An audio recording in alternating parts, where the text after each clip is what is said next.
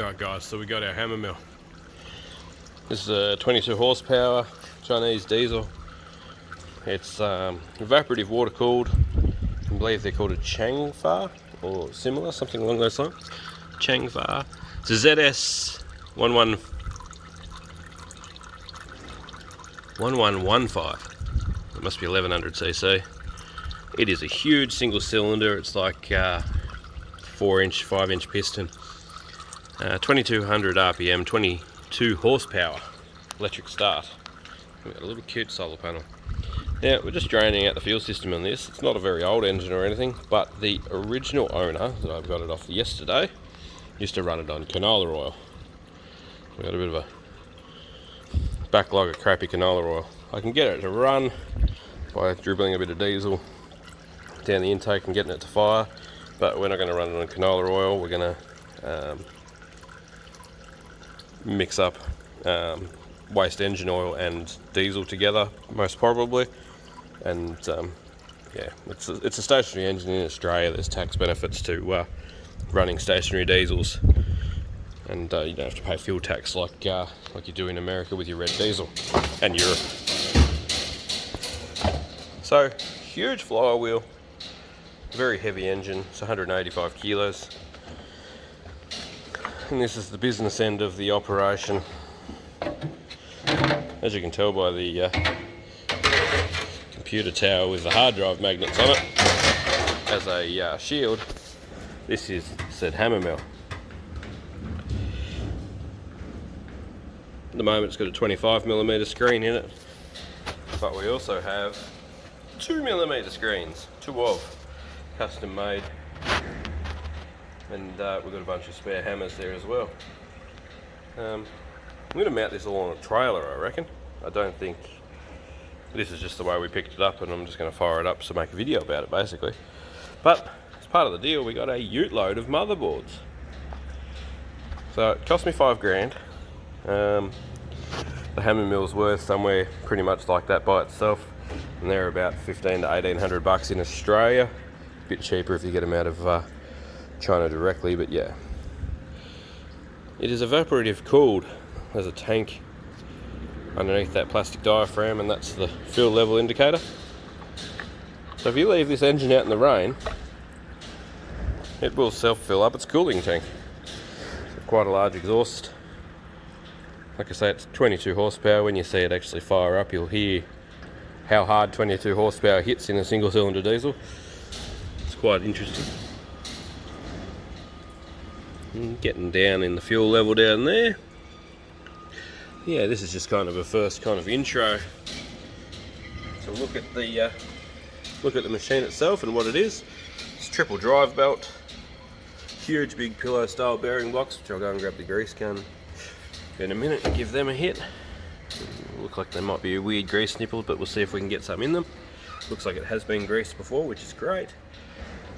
You only undo those two big bolts there, and the top half of that mill swings wide open, which is really cool. The stuff drops out the bottom, hence why we're going to make a trailer arrangement to carry it. But this will do gravel, quartz, stone, concentrates that we get out of creek beds, things like that, for gold, and smash that through that little 2mm screen, and we'll have ourselves a nice fine powder to run across the shaker table.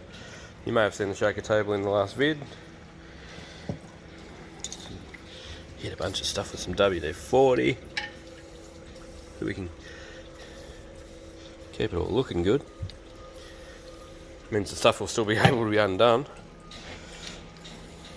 Get the rust off it. We might have to build a house for the engine, put a bigger solar panel and a charge controller and a battery in there, so it's really easy to start when we want it. These engines basically run the third world. They're amazing. Incredibly simple. Mechanical injection, you can buy parts for them. Parts kit that came with it come with a handful of spanners and even a head gasket, so yeah, can't argue too much with that.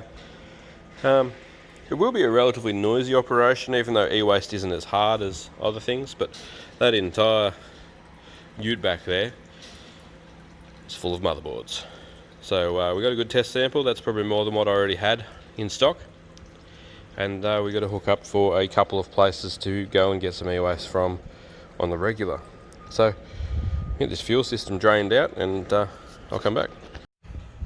Okay, fuel filter's replaced and back on.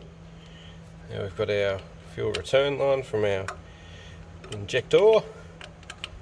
Feels weird saying injector because it only has one. First single cylinder diesel I've ever had. I need two hands for that. So there's the return from the injector. There's the feed line, which I've got off at the moment so that we can get some fresh diesel through that pump. So I'll get this return line on. We'll stick a few litres of diesel in there, and we'll wind it over and see if we can get that to squirt out.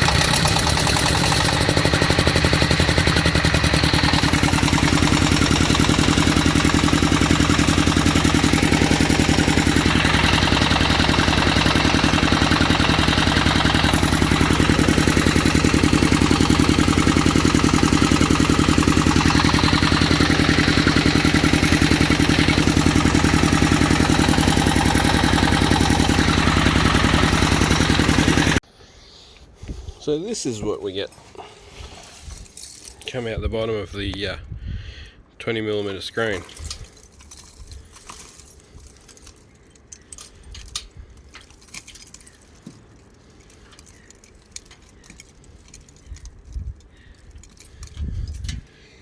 And there's some nice big chunks of aluminium in there,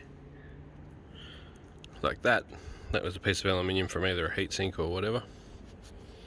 So as you can see, the crumble is quite awesome. I've given the bolts a spray on the hammer mill itself to be able to open the machine up, because we can actually fold the lid around on itself there. Then we can change the screens. And yeah, it does throw a bit of stuff, like you won't want to be standing hard behind the motor or anything. But like, yeah, you can see what was a heatsink now got pulverized until it came through the screen. So stuff like that we'll probably be able to classify out with a just a screen that we probably scoop this stuff up with. Anything that's this big still and whole, you can pretty much guarantee is going to be a non-ferrous metal that's had itself beaten to a pulp, and it'll definitely settle at the bottom, because the other pieces will be bits of PCB. You see the copper and that in there, and the fine little copper strands. And that's what we'll smash up and get out across the shaker table. So it's a loud process, a bit of a messy process, but they can afford to ship it all over the world before they do it, so I'm pretty sure I can afford to do it here. Little Diesel seems quite happy. It's a Changzhen. And we'll look up some specs on this hammer mill next, and yeah, we'll do a bit more about that. And when we change the screen, we'll make a video about changing the screen. There's a good bit of footage there of smashing the stuff to pieces, and I'm going to try and find some cable to throw through it now. But that'll be in the next video, and we'll just throw a cable straight in it. Thanks for watching. Catch you on the next one.